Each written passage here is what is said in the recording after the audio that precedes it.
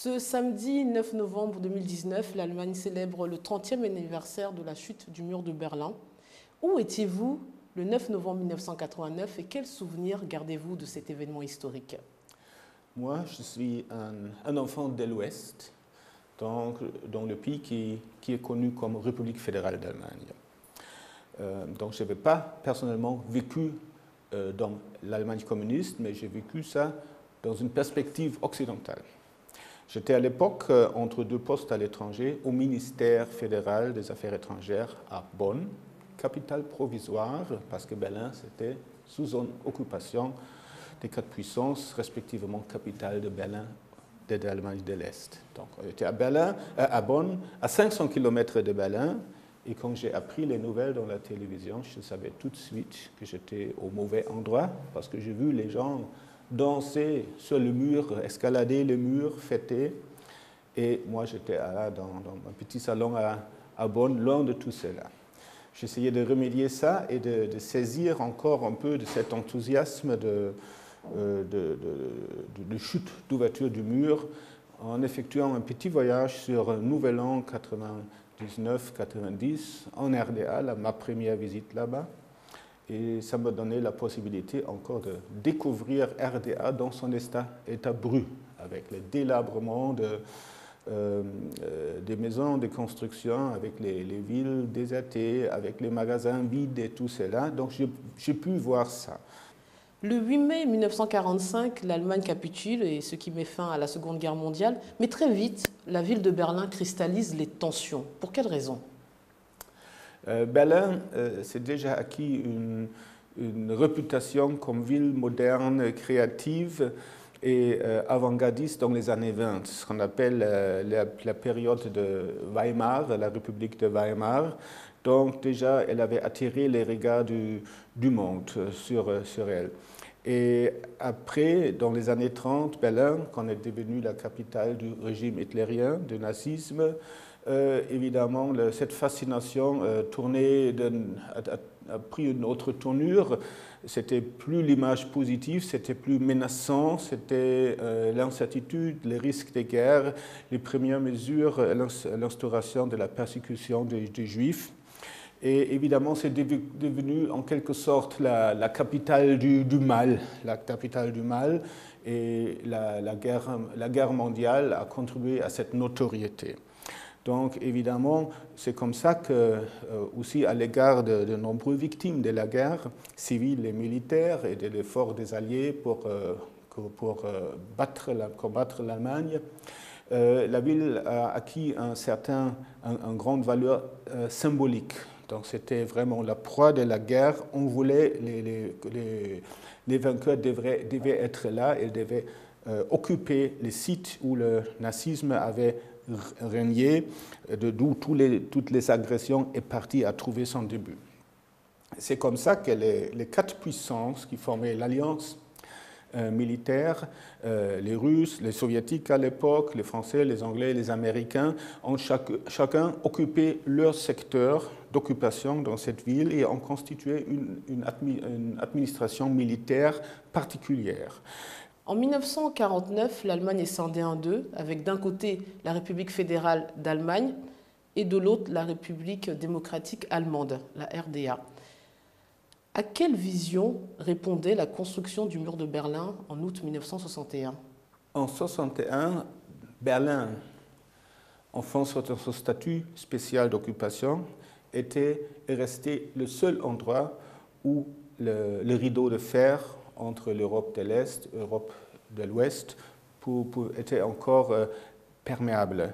Donc, dans tout le reste de la ligne, jusqu'en Autriche, avec Tchécoslovaquie, Hongrie, entre les deux Allemagnes était déjà fortifié. Donc, les gens qui voulaient fuir le régime communiste n'avaient autre moyen que passer par Berlin. C'était toujours possible grâce au statut des quatre puissances, de régime d'occupation particulier.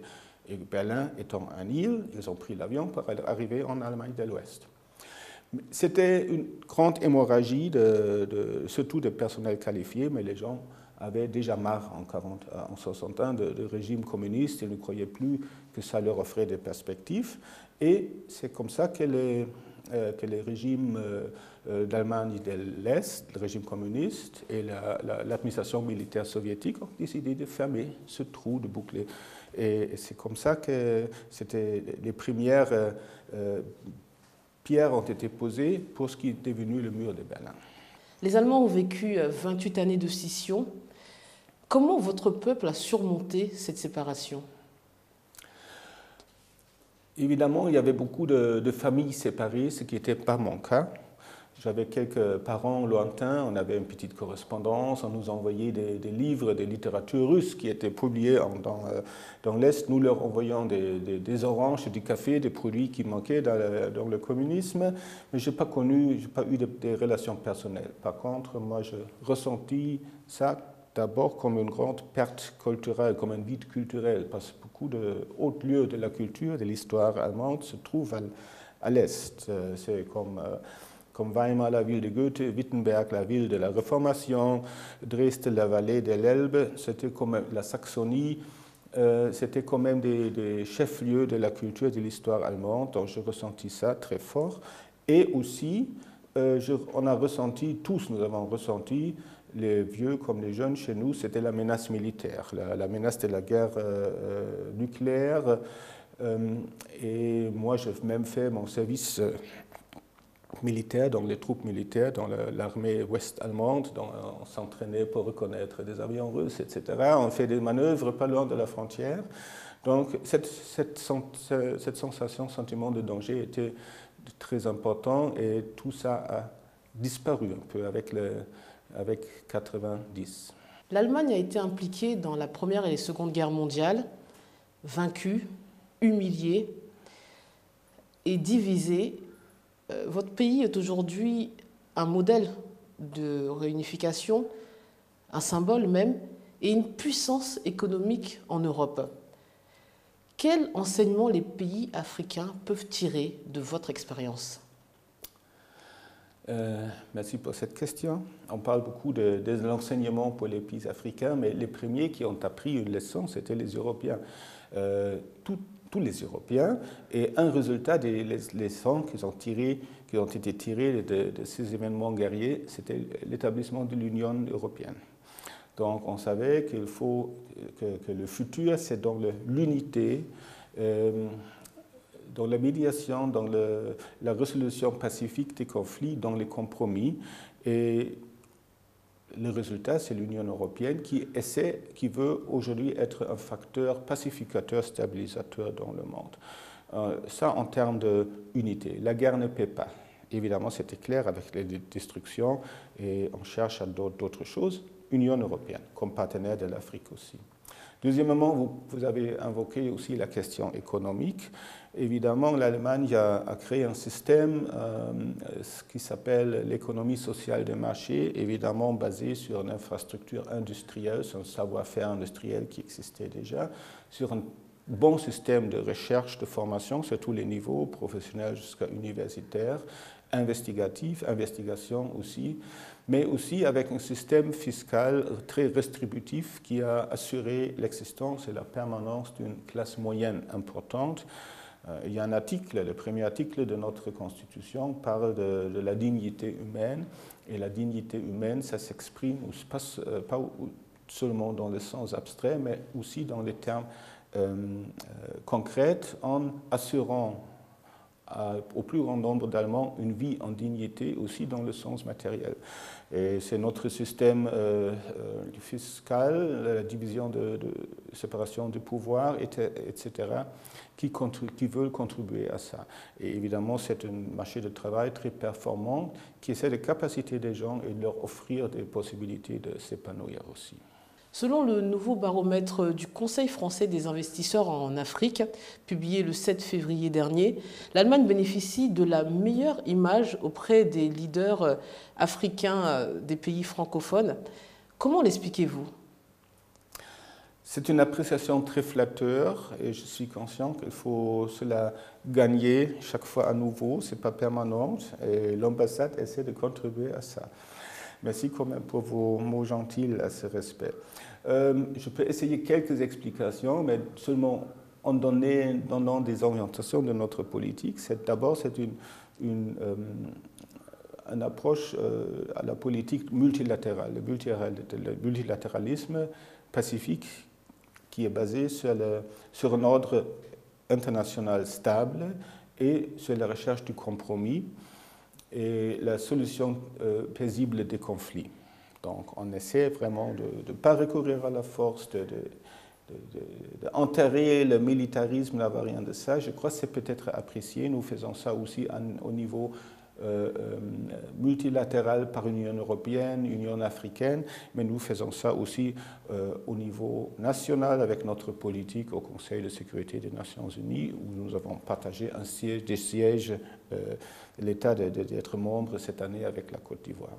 Donc ça explique peut-être une chose. Il y a en plus une forte politique de coopération avec les continents émergents et aussi avec la Côte d'Ivoire qu'on veut voir émerger. C'est aussi un facteur important qui est apprécié. Aussi nos efforts dans le volet humanitaire avec les Nations Unies, avec le UNHCR, d'autres organisations. Je crois que c'est apprécié et noté.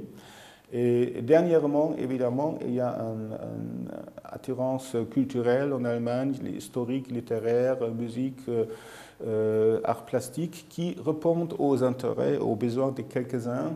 Vous avez beaucoup d'étudiants de l'allemand ici, apprenants d'allemand en Côte d'Ivoire. Et les gens qui optent pour l'Allemagne aussi à l'université, c'est certainement aussi une certaine proximité culturelle qui se ressent, un intérêt culturel. Je crois que ce sont tous ces facteurs qui jouent. Et en plus, on se veut, vous voyez, une terre d'hospitalité. Comparable à la Côte d'Ivoire, c'est peut-être aussi un détail qui nous unit. Justement, sur quoi reposent les relations entre nos deux pays, à savoir l'Allemagne et la Côte d'Ivoire? Je crois que Côte d'Ivoire a toujours fait partie déterminée d'une orientation occidentale libérale. Et nous avons dès le début, depuis 1962, nous avons implémenté un programme régulier et important de coopération avec la Côte d'Ivoire qui n'a jamais été interrompu, même dans les années de crise.